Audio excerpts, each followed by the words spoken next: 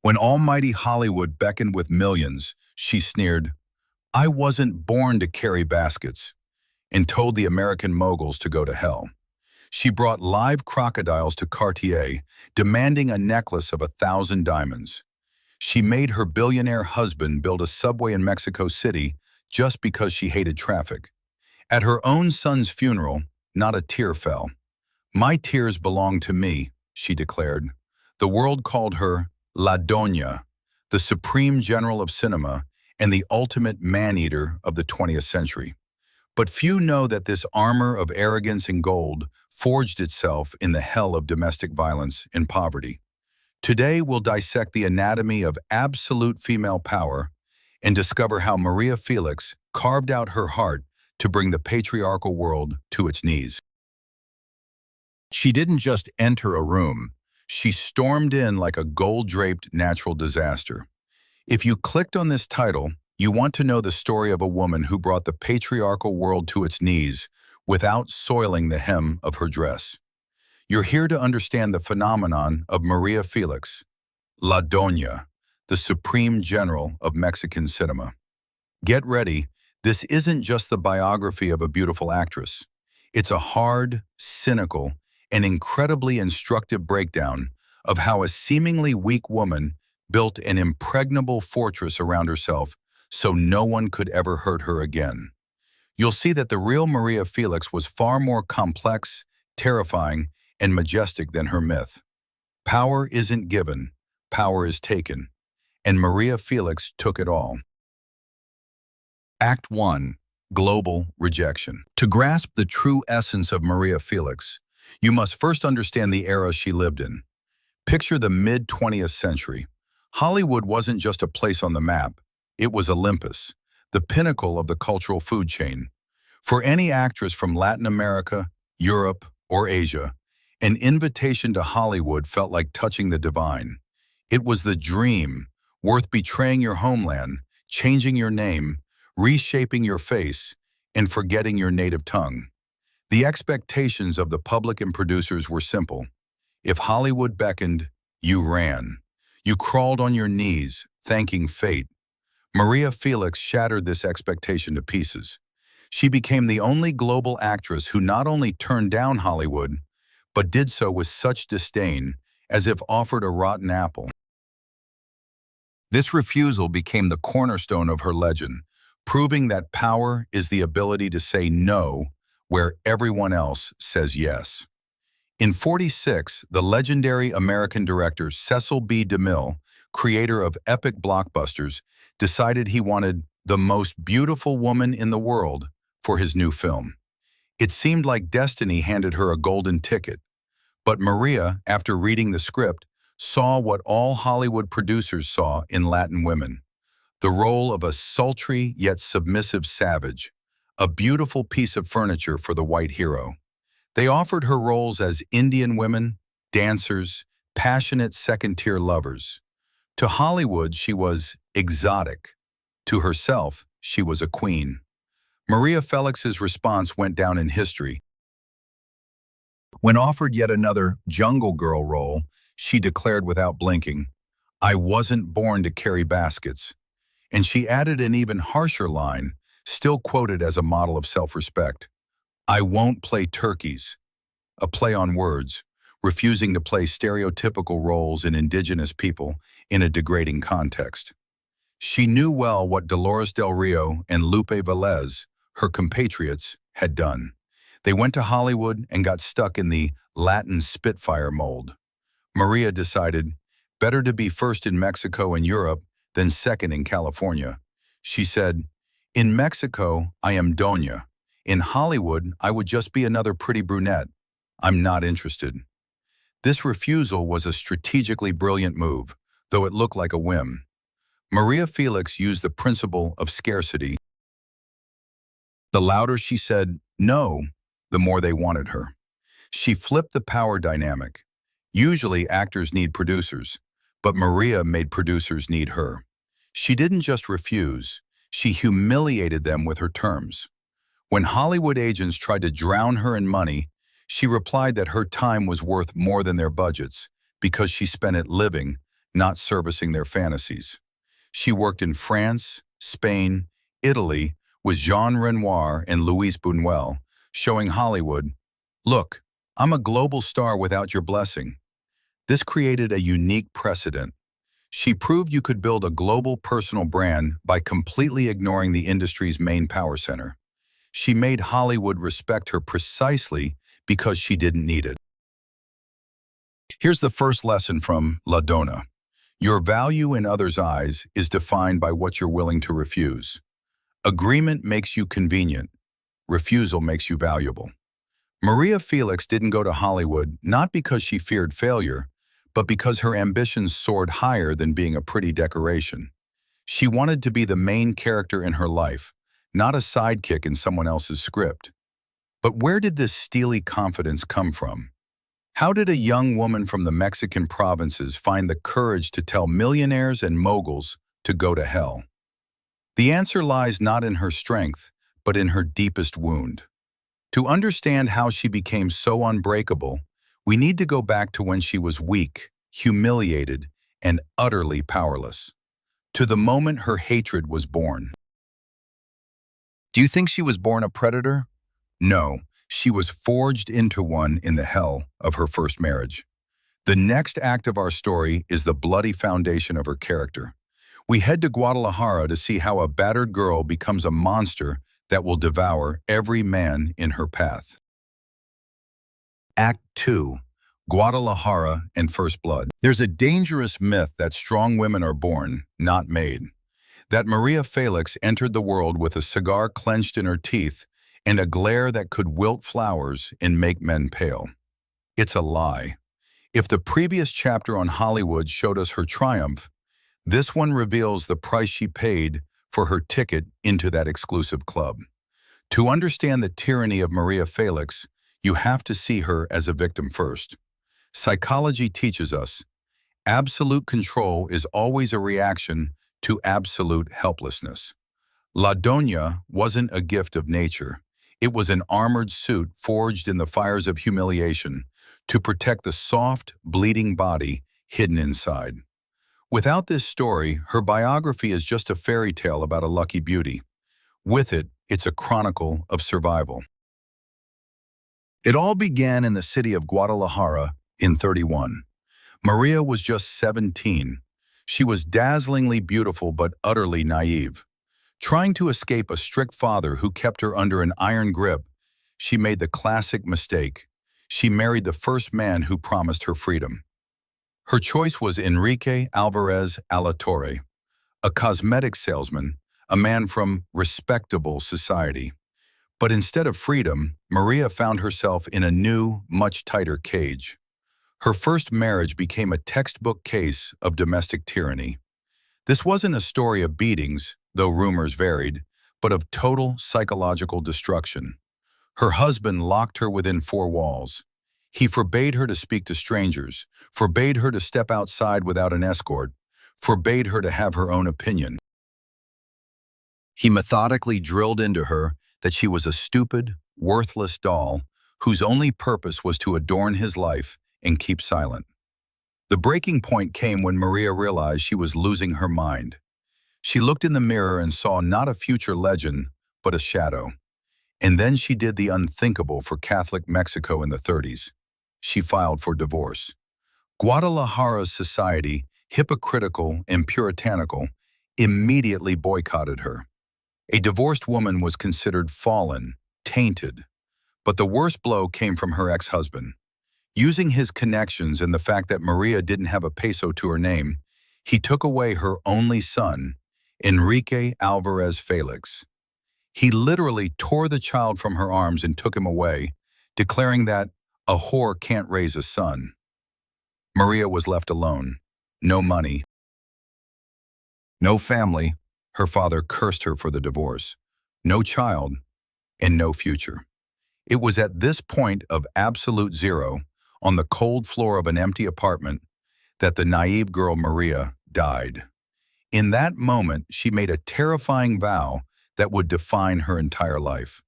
She swore she would become so rich, so powerful, and so fearsome that no man would ever dare decide her fate again. I will become someone, and I will get my son back. And then I'll make them all pay. This wasn't a movie quote, it was her action plan. She understood that in a man's world, only strength and money are respected. Tears don't work. Please don't work.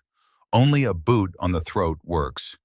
This is where the secret of her phrase about a man's heart lies. It wasn't a metaphor for gender identity. It was a metaphor for a surgical operation to remove empathy. She cut vulnerability out of herself like a cancerous tumor. María Félix went to Mexico City not for fame. She went for power. Her future cruelty to men was endless revenge on that first cosmetic salesman who made her feel worthless. She became a predator not because she wanted to kill, but because she feared being prey again. She got her son back when she became wealthy. But, as we'll see later, the trauma of that separation forever crippled their relationship. She loved him the way she learned to live, through control and domination. Now she had rage and a goal. But anger alone wasn't enough for victory. She needed a tool. She needed to create a visual image that would make people tremble before she even opened her mouth. Next, we'll dissect how she, like an engineer, constructed her appearance. You'll find out why producers begged her to fix her teeth and pluck her eyebrows, and why her refusal to do so became a revolution in aesthetics. We're heading into the workshop where the mask of La Doña was crafted. Act 3. The brow, the voice, and the cigar. In the showbiz world of the 40s, a rigid standard of female beauty reigned. It was the era of Marlene Dietrich and Greta Garbo, an age of pencil-thin brows, porcelain skin, and ethereal creatures men longed to protect. The typical actress had to look like a doll, perfect, smooth, and above all, safe. María Félix understood something her contemporaries missed. Beauty alone was a cheap commodity. Mexico City teemed with pretty faces. To become La Doña, she needed more. She needed a look that didn't just please, but intimidated and commanded. She didn't seek protection, she craved fear. So she defied every aesthetic rule of the time, turning her natural flaws into her most powerful weapons of mass destruction. She didn't follow fashion, she bent it to her will. When María first appeared at the studios, the professionals were horrified. Producers, makeup artists, and photographers saw her as a rough diamond needing polish. Their complaints were specific. First, her eyebrows were too thick and wide, almost masculine. "It's vulgar," they told her. Second, her teeth weren't perfectly straight. Third, her voice was too deep, almost guttural, lacking the bell-like tones deemed feminine. They offered her the standard improvement package. Pluck the brows, get veneers, learn to speak higher and softer. Any other aspiring actress hungry for fame would have agreed without hesitation. María Félix said a firm no. She declared her face her own property, and if they wanted to film her, they'd do it as she was. María turned her face into an architectural monument of power. Let's dissect her famous brow. She didn't just refuse to pluck it. She began to emphasize its arch, making it even more dramatic. Her signature move, the raised right brow, became her trademark. It replaced 1,000 words. It conveyed everything: skepticism, disdain, superiority, and utter indifference to the opinions of others.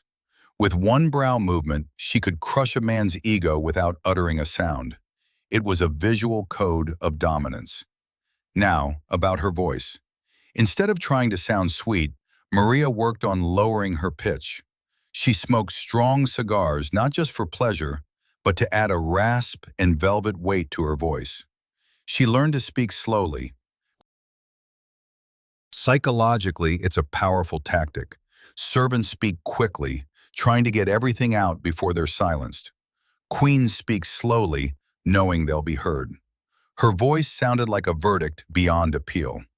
And of course, the masculine attributes: cigars, wide pants, military belts, boots. She integrated elements of machismo into her feminine wardrobe.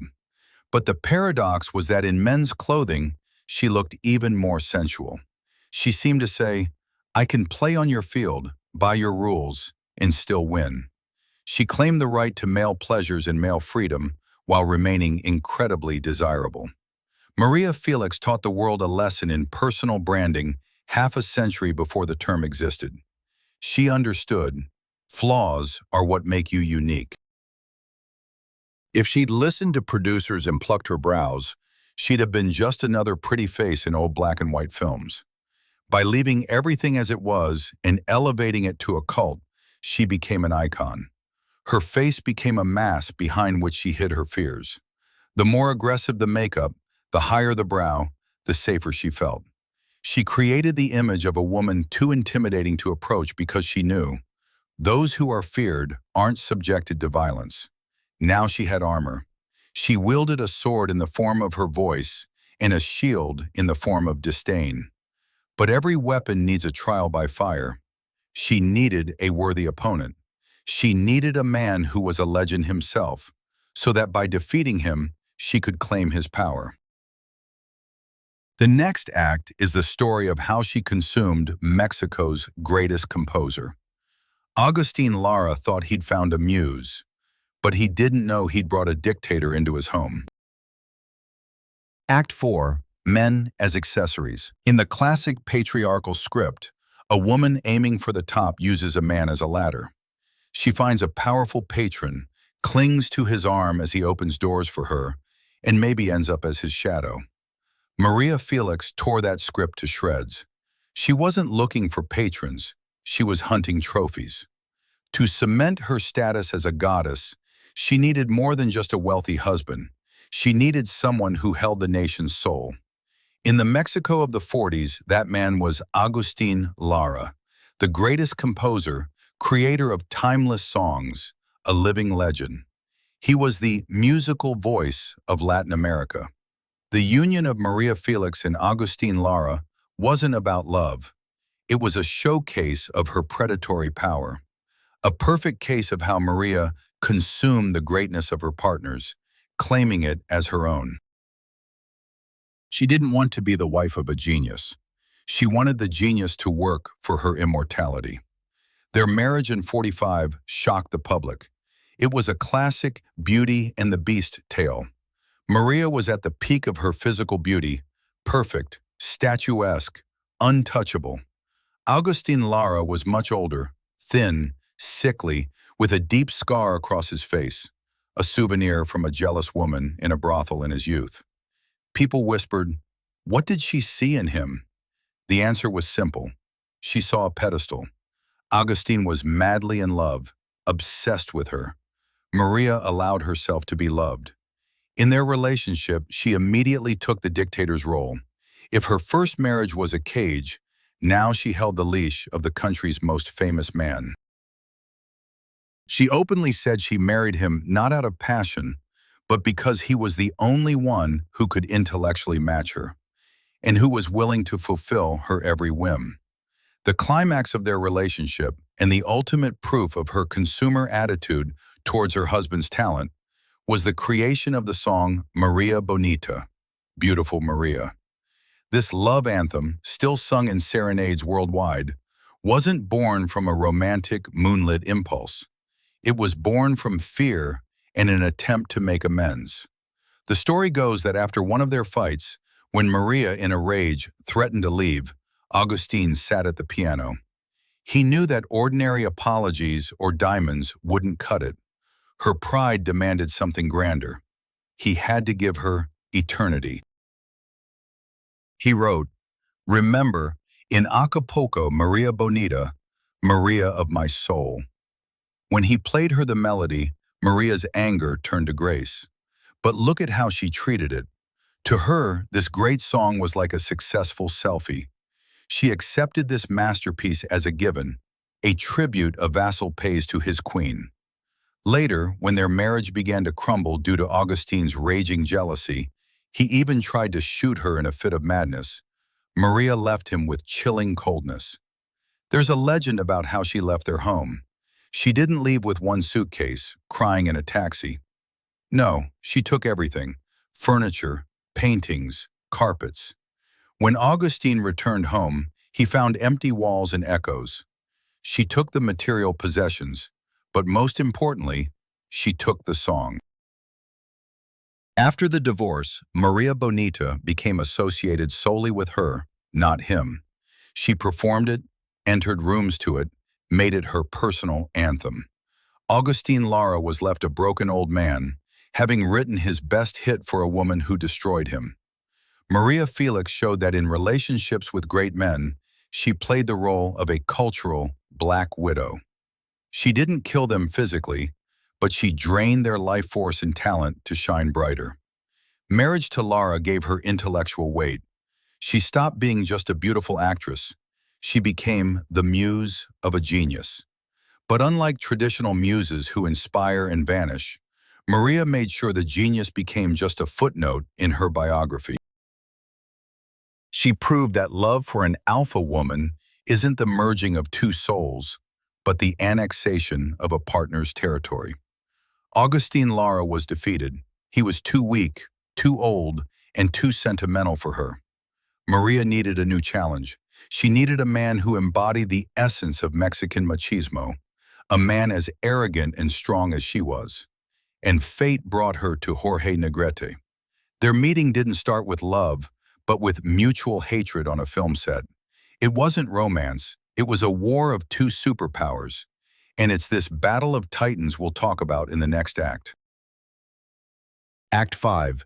The Wedding of the Century. In physics, there's a law. Like charges repel. In human relationships, two narcissists, two absolute alpha personalities, usually destroy each other upon collision. The story of Maria Félix in Jorge Negrete is significant because it defies this law. This wasn't just a marriage, it was a state alliance, akin to the merger of two colossal corporations or a dynastic union of monarchs. Jorge Negrete was the charro cantor, the singing horseman, the embodiment of Mexican masculinity, an idol, the head of the actors' union. He was as arrogant, tough, and adored as she was. If Agustin Lara was her trophy, then Jorge Negrete was her mirror. In this union, Maria sought to answer the question, could she coexist with an equal, or did her power only work in contrast with the weak? Their relationship began with hatred so thick you could cut it with a knife. In 42, they met on the set of El Peñón de las Ánimas. Maria was a debutante, Jorge a superstar. Legend has it that on the first day, Negrete, accustomed to adulation, asked Maria in front of the entire crew, "Who do I have to sleep with to understand why you got the lead role without experience?" Any other actress would have burst into tears. Maria, however, shot him her signature look and replied, "You don't have the guts to find out." They hated each other for 10 years. They didn't greet each other. They trashed each other in the press. But, as they say, there's a thin line between love and hate, and the path back is even shorter when power comes into play. When they met again in 52, Maria returned from Europe a queen, and Jorge was a tired, lonely king. Their marriage became the social event of the century in Mexico. It was the wedding of the century, broadcast on radio across Latin America. The ceremony staged as an act of national triumph. Maria turned her wedding into an exhibition of national achievements and her own ego. The wedding took place at the Katipuato estate. There weren't hundreds of guests, there were thousands. Tables groaned under the weight of national dishes. Tons of mole, barbacoa, pulque, and tequila. Maria, dressed in a lavish pink gown, she ignored the white of innocence, which was also a challenge, sat next to Jorge as a co-ruler. It was a moment of absolute peak.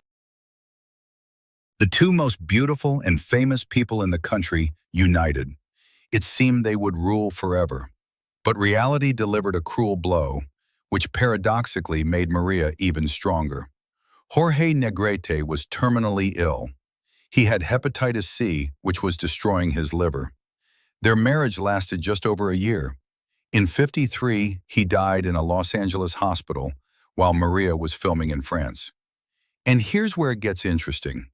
How did La Doña react? She didn't retreat into mourning. She used her husband's death to cement her status as Mexico's widow.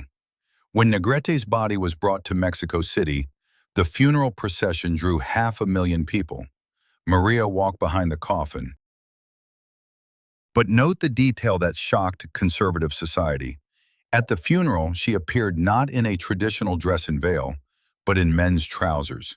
It was a scandal. A woman in pants at the funeral of a national hero. But there was a hidden meaning in this gesture. By wearing pants, Maria seemed to tell the nation, "The king is dead, but I'm here, and now I'll wear the pants in this house.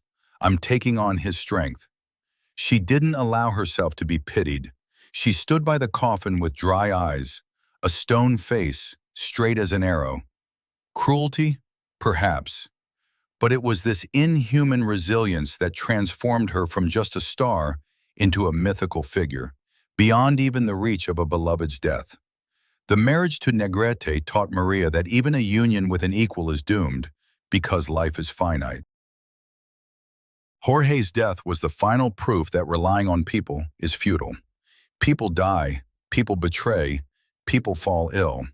The only thing that doesn't die, doesn't get sick, and doesn't betray is gold. After Negrete's death, Maria completely closed her heart to deep attachments and shifted her passion to what is eternal.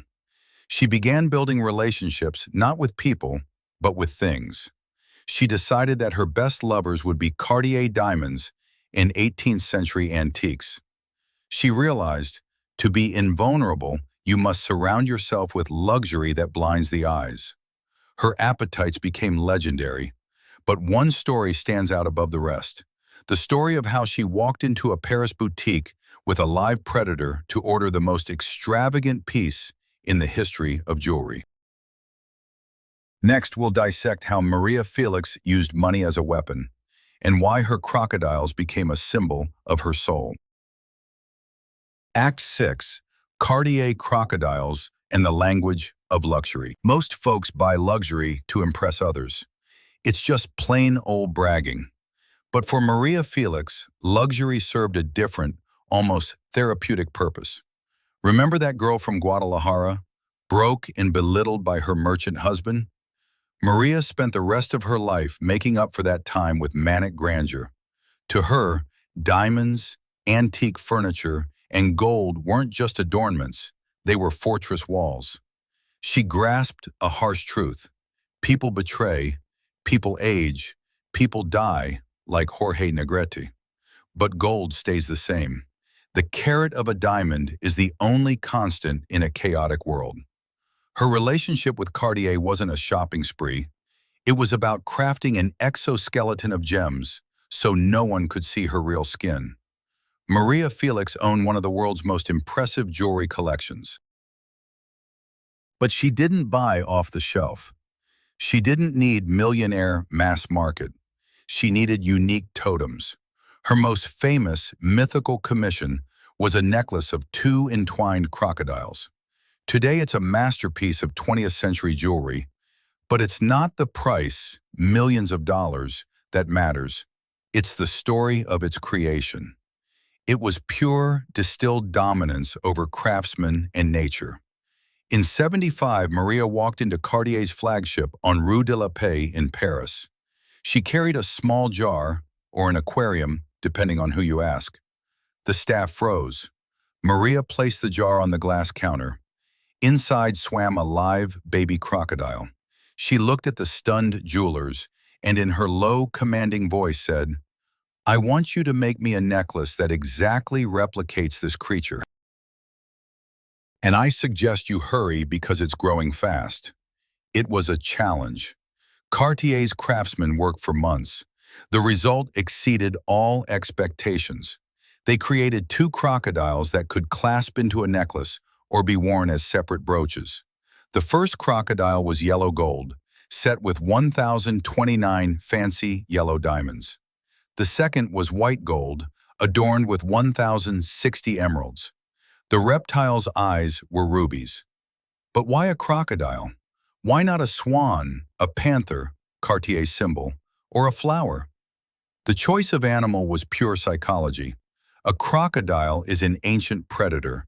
It has thick skin, impenetrable. It's cold-blooded. It survives anywhere. It's dangerous. By wearing two crocodiles around her neck, María Félix was literally hanging a sign. Beware, I bite. It was a metaphor for her soul. She identified not with the prey, but the predator. This jewelry was her talisman.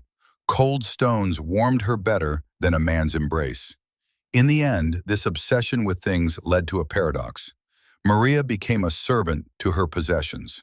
She created a museum in her own name, where the exhibits mattered more than the owner. Once she said, "I have so much silver, if I melted it down, I could pave a street." It sounds grand, but think about it, it's lonely. Cartier's crocodiles became a symbol of her victory over the world and her defeat as a living person. She turned into a golden statue. Statues inspire awe, but you can't hug them.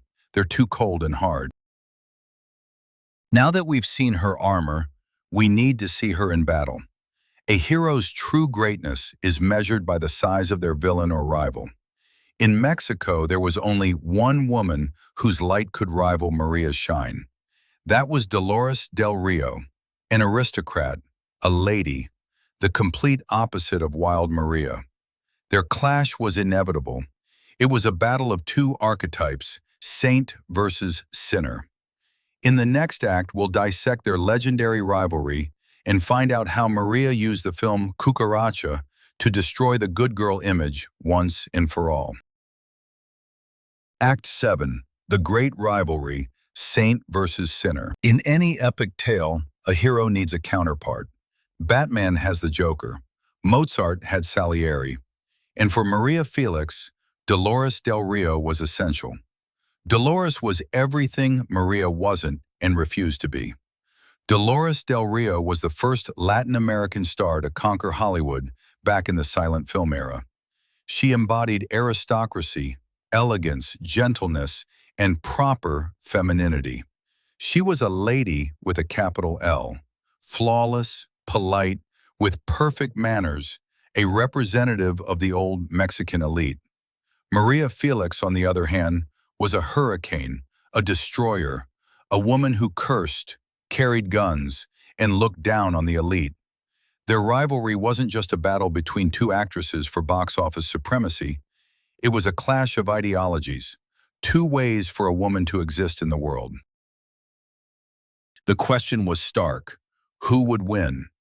The saint, who followed the rules and charmed with her meekness, or the sinner, who broke all taboos and took what she wanted by force? For years, the press artificially inflated this conflict, but the actresses avoided direct confrontations. However, in '59, the inevitable happened. The famous director Ismael Rodriguez achieved the impossible. He brought the two divas together in one film, La Cucaracha. It was the marketing move of the century. All of Mexico held its breath. Who would outshine whom? The film's plot perfectly mirrored their real-life archetypes. Dolores del Rio played an educated, devout widow who followed the revolution out of duty. María Félix played, well, La Cucaracha, a wild, rough, passionate woman soldier, a colonel in the Revolutionary Army. On set, a subtle psychological war unfolded. Dolores, true to her training, played in nuances, using micro-expressions and quiet drama. She hoped her class and experience would triumph over vulgarity. María Félix chose the bulldozer tactic. She understood that on screen, as in life, the audience watches the one with more energy, not better manners. She deliberately exaggerated her aggression. In scenes with Dolores, Maria filled the space. She spoke louder, moved sharper. There's a famous scene of their confrontation. Maria's character, drunk on power and tequila, literally looms over Dolores's fragile heroine. In this frame, the essence of their differences is visualized. Maria is earthly, dirty, a living force. Dolores is heavenly, pure but passive beauty. Maria Felix made Dolores's rightness seem dull by comparison. She turned rudeness into charisma. The audience, who should have empathized with the unfortunate widow, found themselves unable to look away from the frenzied colonel. In an interview after the film's release, when journalists tried to pit them against each other, Maria dropped a line that ended the debate. Dolores is a great lady, and me, I'm just a woman. That line dripped with venom and triumph. She knew that ladies are put on shelves and admired, while women live lives full of passion and pain. La Cucaracha became Maria Felix's triumph not because she acted better, critics still debate this, but because she proved the viability of her method. She showed Latin American women that being a bad girl was more rewarding. While Saint Dolores suffered and endured life's blows, sinner Maria hit back and enjoyed it. She killed the image of the submissive Mexican woman. After this film, it was clear. The era of delicate flowers was over. The age of cacti with sharp spines had begun. Maria Felix remained the sole queen because she was willing to get her hands dirty to keep the crown, while Dolores feared staining her white gloves. Mexico was at her feet. She defeated men, she defeated rivals. She became a living deity in her homeland. But her ambitions knew no bounds. One continent became too small for her. Her gaze turned across the ocean to old Europe. There, in Paris, awaited a new challenge and perhaps the strangest chapter of her life, transforming into a European aristocrat and managing billions. How did the wild Mexican Doña make the French elite dance to her tune? And is it true they built her a personal metro station? I'll tell you more about that next. Act 8. Dictator in Paris. There's a stereotype that Latin American fame is a local phenomenon, that a soap opera queen or Mexican cinema star loses their magic once they cross the Atlantic. In Paris or Rome, they expect artists from the colonies to bring folklore and exoticism, not power. Maria Félix was supposed to be an interesting curiosity in Europe, but she shattered the mold once again. She proved her charisma wasn't a national costume left at customs. It was an innate quality that worked in any language. Her French period is crucial because it shows the scale of her ambitions. Being Mexico's leading lady wasn't enough. She wanted to join the global elite without losing her wild essence. She didn't assimilate to European standards. She made Europe play by her rules.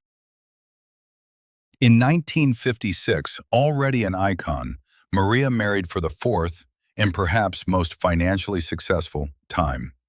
Her choice was French banker and billionaire Alex Berger. This union thrived on calculation and mutual admiration. Alex wasn't an artist. He was a man of big money and real power. With him, Maria entered Parisian high society. She lived near the Arc de Triomphe, dined with Salvador Dali and Jean Cocteau. One might think the role of a European magnate's wife required restraint, to be a beautiful adornment at receptions. But Maria Félix remained La Doña. She turned their marriage into a matriarchy. Berger adored her so much he was ready to reshape the world for her, literally. There's a stunning story that best illustrates her influence over her husband and entire nation's infrastructure. It's the story of the metro. Legend has it, while living in Paris, Maria Félix fell in love with the convenience and beauty of the Paris metro, or rather, the idea of an underground city. When she returned to Mexico City, she complained to her husband about the horrific traffic and chaos on the roads. In typical capricious goddess fashion, she told Alex, "If you love me, make my city as modern as Paris. I want a metro in Mexico City." Sounds like a fairy tale? But reality beats expectations. Alex Berger was indeed a key figure in securing contracts and financing for the metro's construction in Mexico City. He used his connections in the French government and banking sector to launch this colossal project. Of course, engineers built the metro, but the impulse, the very kick, came from Maria's desire. Another example of her dominance was horse racing. Maria and Alex owned one of the finest stables in France. Maria named her horses after her films, Doña, Valentina, Cucaracha. Picture the scene at the Longchamp racecourse. The cream of European aristocracy gathers, counts, dukes, crown princes. And among them appears Maria Félix, in a hat bigger than their ancestral castles, with crocodiles around her neck. When her horse came in first, which happened often, she accepted the trophy not with gratitude, but with a look that said, "Well, of course, could it be any other way?" She didn't try to be French, she emphasized her difference. She spoke French with a heavy accent, but she wasn't ashamed of it. She made it her trademark. Her time with Alex Berger became Maria's golden age. She gained access to unlimited resources that allowed her to become a living legend. She proved that a true alpha female doesn't adapt to her environment. She changes the environment to suit her. She could make a banker husband build underground tunnels on another continent just because she didn't like traffic jams. But beneath all this external glamour, behind the victories at the racetracks and dinners with surrealists, lay a dark, festering wound that no diamonds could heal. While Maria played queen of the world, a quiet tragedy unfolded in her own family. Her son, the very boy she once vowed to reclaim, grew up, and he turned out to be nothing like the man his great mother wanted. Enrique Alvarez Felix, the only man she ever bore, the only person who had the right to call her mom, not Doña, but was she ever a mother? Next, we'll descend from the heavens to the hell of their family relations. You'll learn why her son spent his life trying to escape her shadow, and how Maria Felix's man's heart shattered the real, living heart of her own child. This is the most painful part of the story. Act 9. Motherhood in the Monument's Shadow. We've reached the darkest, most psychologically complex chapter of this tale. When Maria Felix fought producers and husbands, her ruthlessness was admirable. She battled the powerful. But with her son, that same ruthlessness chills. Motherhood is the Achilles heel of any Iron Lady. Nature demands softness, sacrifice, warmth. Maria Felix spent decades killing those traits in herself. She couldn't just switch off the dictator mode at the nursery door. Enrique Alvarez Felix's tragedy is a textbook case of what happens to a child when a parent is a narcissistic deity. It's tough growing up when your mother is a national monument casting a continent-sized shadow. In that shadow, nothing grows. You just survive. Enrique was the boy Maria fought tooth and nail to keep from her first husband. After such a dramatic battle, you'd think she'd smother him with love. But her love was peculiar.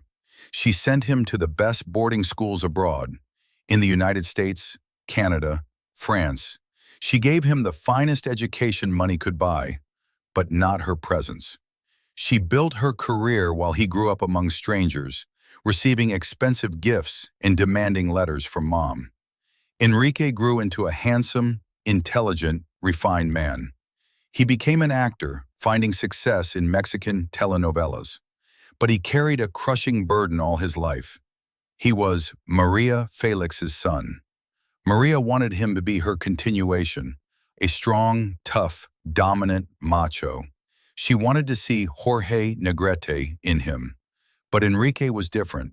He was gentle, sensitive, vulnerable. This contrast between a mother's expectations and a son's reality became an unhealed wound for both. Their relationship was like an eternal exam he could never ace. Maria Felix didn't shy away from publicly criticizing his acting. She'd say in interviews, "Enrique is a good boy, but he lacks fire. Imagine hearing that from your mother, worshipped by the nation.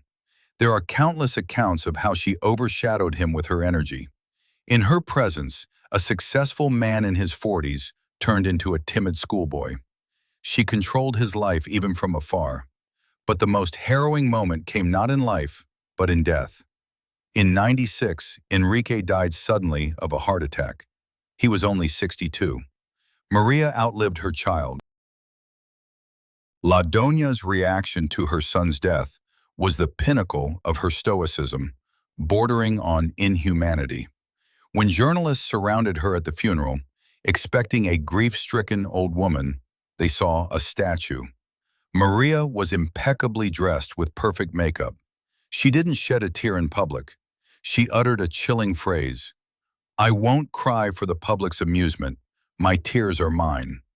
Later, she added something even harsher, trying to rationalize her loss. "I always knew he had a weak heart. He wasn't a fighter like me." Even at her only son's grave, she couldn't step out of the superhuman role. She turned the funeral into another public performance, where she was the tragic heroine, standing tall despite fate's blows. Close friends said she was destroyed inside. That at home, behind closed doors, she howled in pain. But her armor had fused to her skin so deeply, she couldn't shed it even in her greatest sorrow. She became a prisoner of her myth. She had no right to be weak, even when burying her child. Enrique's story shows the terrifying cost of María Félix's power. Her phrase, "I have a man's heart," was prophetic in the most tragic sense. She crushed her son with her masculinity. In their duet, she was the man. Enrique spent his life trying to earn her approval, but he never became tough enough for her, and she, having lost him, was left in absolute ringing solitude in her palaces filled with antiques. She defeated everyone, but ended up alone in an empty room. Her son's death marked the beginning of her end, though she lived another 6 years. But María Félix wouldn't be herself if she let self-pity win. Even in deep old age, having lost everyone she loved, she kept fighting. Her main battlefield became feminism. She never called herself a feminist. She despised labels. But her words and actions did more for women's rights in Latin America than hundreds of protests. In the next act, we'll dissect her scandalous manifestos. How did a woman who loved machismo destroy it with her statements? We'll find out why her quote about skirts and pants became a generational slogan. Act 10. Feminism without a flag. 20th century Mexico was a land where machismo reigned supreme. A culture where women were expected to stay in the kitchen or the church, while men ruled as absolute masters. In this setting, María Félix stood out like a glitch in the matrix. The paradox? María Félix never called herself a feminist. In fact, she often criticized the feminists of her time, dismissing them as whiners lacking style. Yet, ironically, she did more for the emancipation of Latin American women than all political movements combined. Her significance lay in preaching feminism of action, not feminism of slogans. She didn't ask for rights, she took them. She didn't demand respect, she obliterated those who disrespected her. She showed millions of women that you could wear corsets and diamonds and still be the most dangerous person in the room. María Félix's philosophy was built on reverse machismo. She wasn't out to prove men and women were equal. In her universe, a woman, specifically her, was a higher-order being, entitled to everything traditionally reserved for men: changing partners, choosing a career over family, smoking, drinking, swearing, and controlling money. Her famous line, which became an unofficial motto, went, "I have the heart of a man in a woman's body." Many misunderstood this. She didn't want to be a man. She meant she had the determination, cold-bloodedness, and lack of sentimentality society attributed only to the strong sex. She taught women to be financially independent. In a 90s TV interview, she bluntly stated, "A woman who depends on a man financially is not a wife. She's a slave. Learn, work, have your own money. Only then can you slam the door when he acts like an idiot." María Félix used public appearances as masterclasses in dominance. She flipped the objectification game. Men usually judged women by looks. Maria started publicly judging men as pieces of meat or useful accessories. Here's a striking example. On a talk show, the host asked if she suffered from lesbian rumors due to her toughness. Maria, instead of defending or getting upset, looked at him with killer calm and replied, "If I were a lesbian, I would have taken all your women by now. But luckily for you, I love men. Though, there are few men around. Just clowns." She crushed his ego live on air without raising her voice. Her take on infidelity was revolutionary too. Back then, female infidelity met with social ostracism, while male infidelity was nature. Maria declared, "I never cried over a man because when he left, I already had a replacement." She knocked men off the pedestal and put herself there. This was especially evident in her views on age and sexuality. She claimed the right to young lovers just as wealthy old men claimed young girls. "Flesh is a commodity, and I buy the best," her actions seemed to say. She urged Mexican women to stop being sacrificial mothers, an archetype deeply rooted in culture, and become selfish. "Enough suffering. Suffering isn't a virtue, it's stupidity," she said. María Félix proved that a woman's true power isn't in hating men or mimicking them, but in using their resources for her own elevation. She didn't wave feminist flags, but she gave women a more terrifying weapon: self-respect backed by a bank account. She showed that the weaker sex is a myth invented by men to make running the world easier. And once a woman realizes her power, the system collapses. Her legacy isn't laws passed in Parliament. It's millions of women who, looking at her, thought for the first time, "Why should I put up with this?" She defeated the patriarchy. She outlived her son. She became richer than kings. But she faced one last, most terrifying enemy, one that can't be bribed or seduced: time. How does a narcissist whose power was built on divine beauty face old age? Did she become a caricature of herself, or did she manage to cheat even death? Next, we'll see the final years of La Doña, a young lover, an empty house, and the final act of her play, an exit staged with perfect precision. Act 11.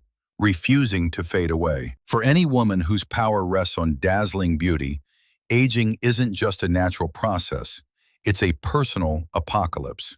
It's the loss of her main asset. History knows two paths for great divas in their twilight years. The first is the Greta Garbo route. Lock yourself away, cover the mirrors, and never let the world see time's erosion of perfection. The second is the Norma Desmond from Sunset Boulevard route.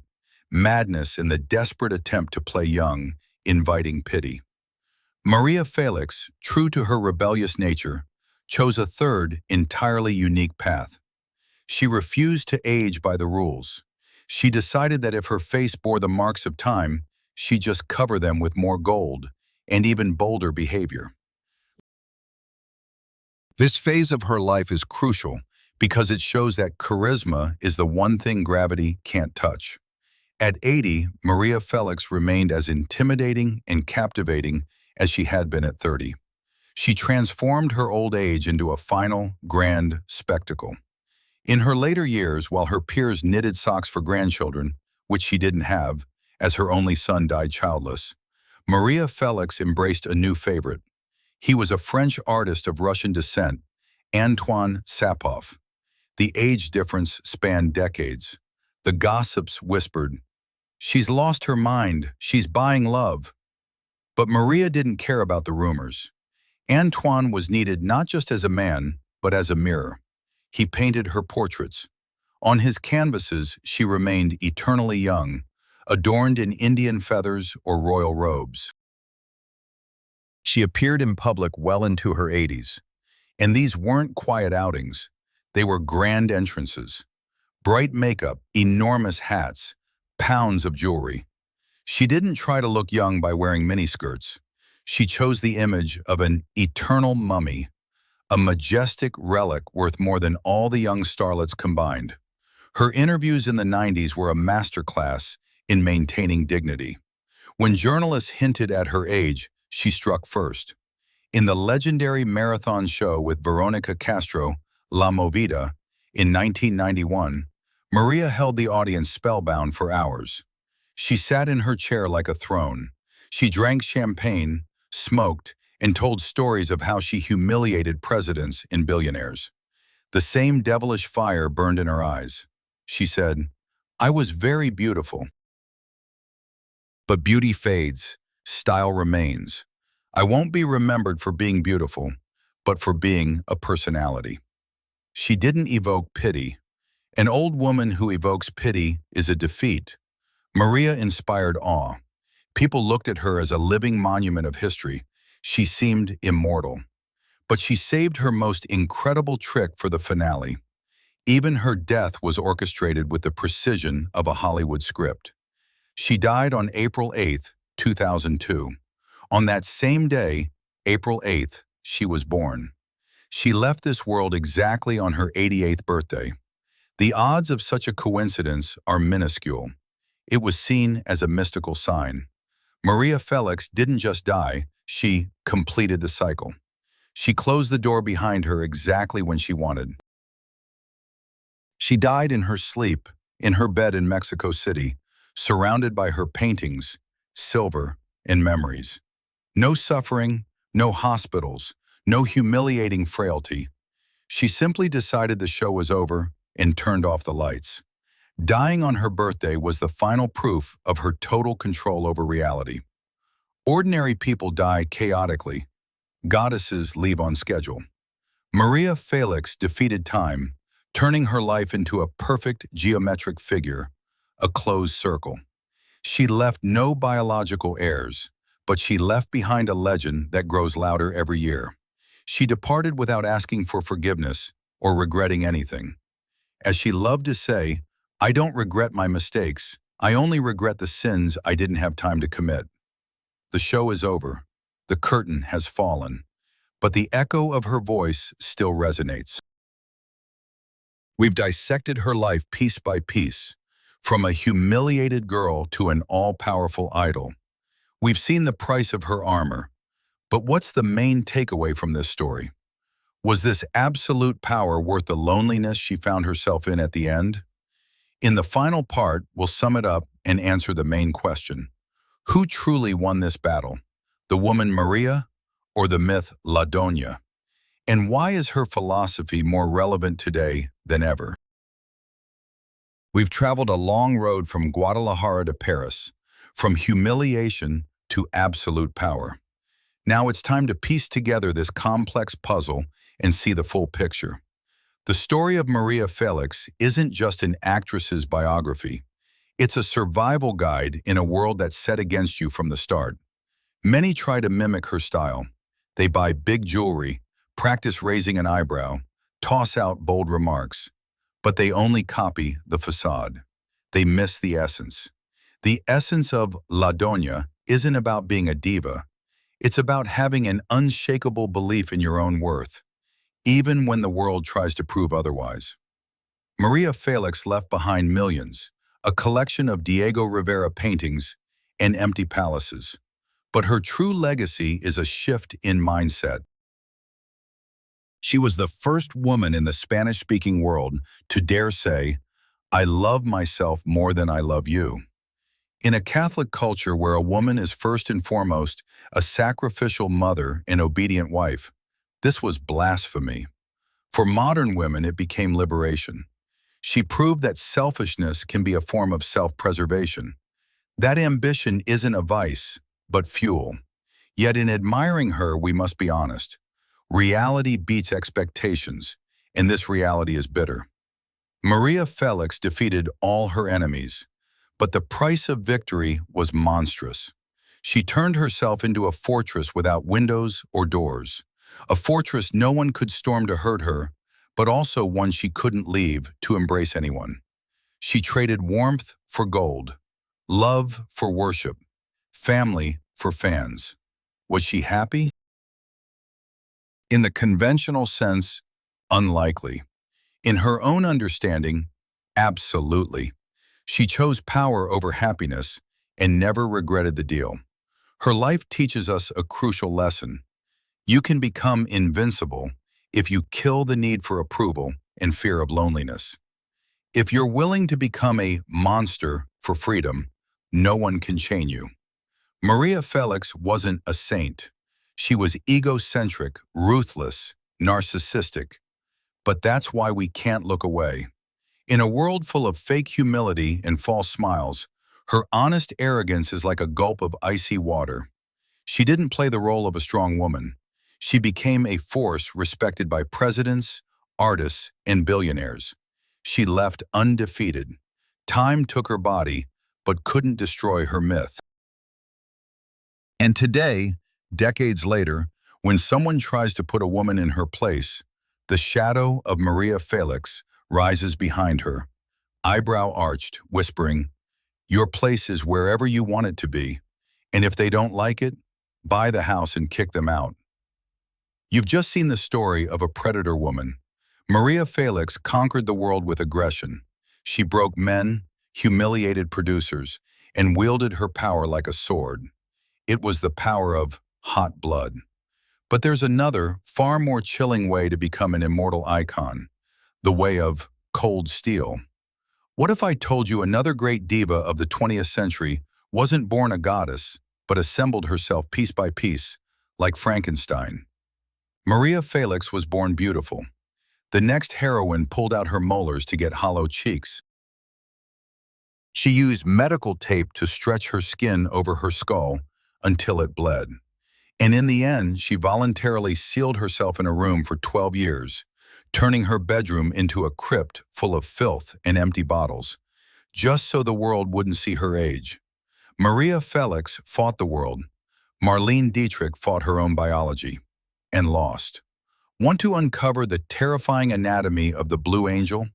You'll see not an actress, but the cruelest optical illusion of the century.